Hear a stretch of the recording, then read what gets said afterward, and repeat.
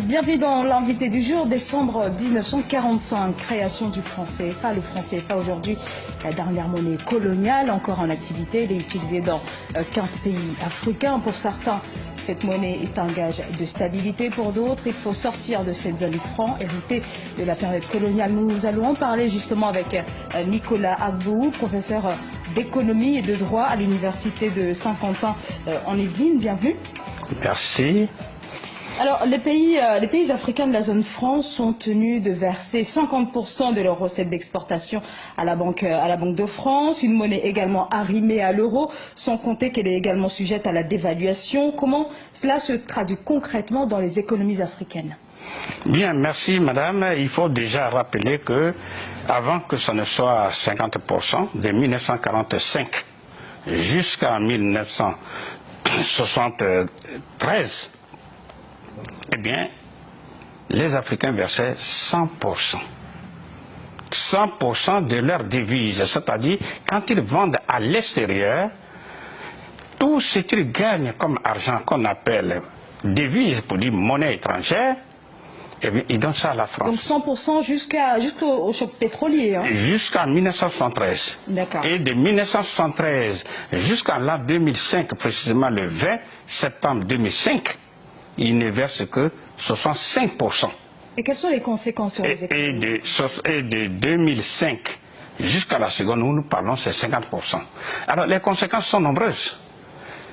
Une des conséquences majeures, c'est que les Africains sont dépouillés, sont privés de leurs recettes d'exportation, de leurs devises, c'est-à-dire la monnaie étrangère. Donc du coup, par ce système, non seulement la France s'approprie de leurs devises, mais les Africains sont bloqués structurellement dans l'industrialisation de leurs économies. C'est-à-dire que pour que les pays africains puissent se développer, il faut qu'ils transforment leurs matières premières en des produits finis. Et ceci grâce à l'importation des biens d'équipement, que ce soit les machines, etc. Or, pour pouvoir acheter ces biens d'équipement, pour acheter ces machines, ce n'est pas avec le franc CFA. Exemple, s'ils ont vendu pour 1000 milliards de dollars aux Américains, logiquement, ils devraient posséder ces 1000 milliards de dollars. Et ils devaient les utiliser pour acheter des machines dont ils ont besoin pour développer le pays. Or, de 1945 jusqu'à 1973, l'intégralité est donnée à la France. Du coup, donc, première conséquence, c'est qu'il y a un blocage de l'industrialisation des pays africains. Voilà pourquoi ils sont dans la pauvreté, parce que pour qu'un pays se développe, il faut que le pays soit industrialisé. Il n'existe pas sur la terre un seul pays développé qui ne soit pas industrialisé. Alors, on va avancer un petit peu avec cette monnaie, une monnaie en phase donc avec les économies du continent, c'est ce qui est souhaité. Et cette monnaie est possible, on le voit bien avec le Naira au Nigeria, le shilling au Kenya, mais pour ces États qui sont des États anglophones, ça a supposé une remise en question de la gouvernance qui est passée par un renforcement. Est-ce qu'on peut espérer cela pour les États francophones? Oui. On peut le faire parce qu'il suffit simplement d'ouvrir les yeux et de regarder, ne serait-ce que le Maroc et les autres pays du Maghreb. Mais prenons le cas du Maroc. Le Maroc était dans la zone franc CFA. Le Maroc a quitté la zone franc CFA pour retrouver sa liberté, sa souveraineté monétaire. Aujourd'hui, qui achète par des pans entiers l'économie subsaharienne? C'est bien le Maroc. Ce sont là des faits qu'on ne conteste pas. Donc le Maroc, sixième économie du continent, a su prouver que... Voilà. Donc ceux qui nous trouvent des vertus dans le franc CFA, en fait, ils ne font que défendre leurs propres petits intérêts. Parce qu'il n'y a pas, je dis bien et je pèse, il n'y a pas un seul avantage dans le franc CFA. Alors, parce que ce qui vous parle de la stabilité, c'est quoi la stabilité? C'est pas la peine de se mentir. La stabilité d'une monnaie, ça veut dire c'est le pouvoir d'achat qui est conservé. Or, aller dans les pays francophones, comme la Côte d'Ivoire, etc., eh bien, toutes les femmes sont en train de pleurer parce que la vie est trop chère, etc. Les prix augmentent, etc. Donc nous disons froidement qu'il n'y a pas sur la terre un seul pays développé qui n'a pas de monnaie. Le franc CFA veut dire originellement, parce que c'est son nom, le franc des colonies françaises d'Afrique. C'est une monnaie qui a été créée par et pour les intérêts de la colonie. Ça a été créé par le général de Gaulle en 1945. Professeur Agbou, le président tchadien Idriss Déby Itno, parmi beaucoup d'autres, affiche depuis quelques années leur volonté de voir l'Afrique frapper sa propre monnaie. Mais est-ce que vous avez le sentiment que ses homologues, les homologues du président tchadien, partagent ce même objectif? Oui, disons que d'abord il faut féliciter le président tchadien Idriss Déby d'avoir osé dire de façon exceptionnelle les travers, les limites du franc CFA. Parce que c'est un président qui est en exercice. Je dis que c'est rare et même rarissime de voir ce genre de personnalité. Maintenant, les autres chefs d'État, ils en pensent, mais plus bas, parce que la plupart du temps, ils détiennent leur pouvoir politique de la France.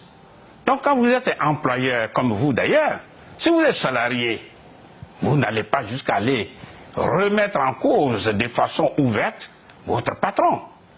Sinon, il vous renvoie. Mais c'est la même chose.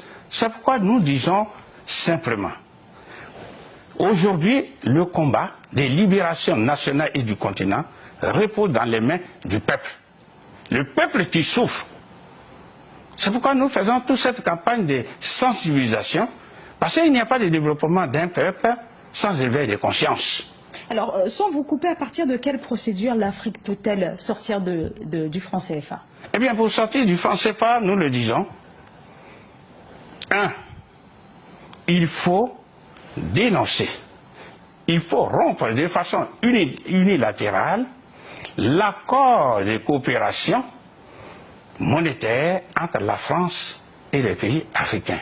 C'est écrit dans les accords que celui qui ne se sent pas, celui qui pense que ses intérêts sont lésés, peut dénoncer de façon unilatérale, ça va tout seul, il peut quitter. Alors justement, est-ce qu'on peut considérer aujourd'hui que l'avenir du franc CFA repose uniquement sur la seule volonté des Africains?